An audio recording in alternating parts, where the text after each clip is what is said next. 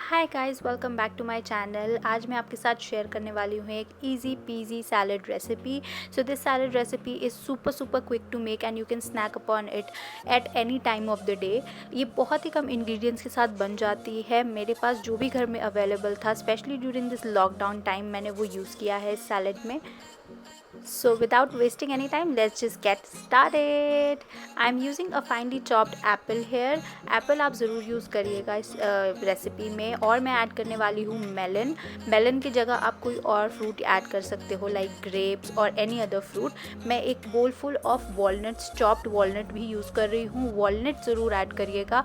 You can add any other nuts you want, but walnut is, I think, वो बहुत अच्छा flavour देती है इस सैलड में।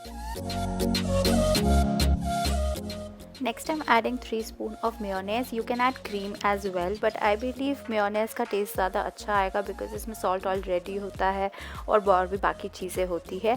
इसको अच्छे से सब चीज़ों को मिक्स करना है ताकि अच्छे से कोट हो जाए सब चीज़ों पर। उसके बाद मैं इसमें ऐड करूँगी ब्लैक पेपर। और ब्लैक पेपर भी बहुत अच्छा फ्लेवर लाएगा इस सैलड के अंदर। सो 1 spoon of black pepper, like full spoon of black pepper you can add. Next time adding 1 spoon of vinegar. आप इसमें लेमन जूस भी ऐड कर सकते हैं, बट मेरे घर पे लेमन जूस अवेलेबल नहीं था तो मैंने 1 स्पून ऑफ विनेगर ऐड किया।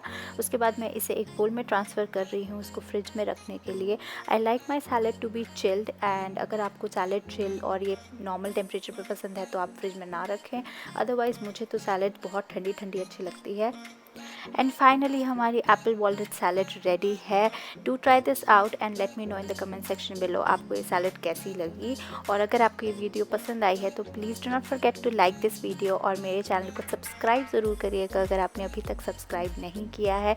आई will see you guys in my next video. Bye.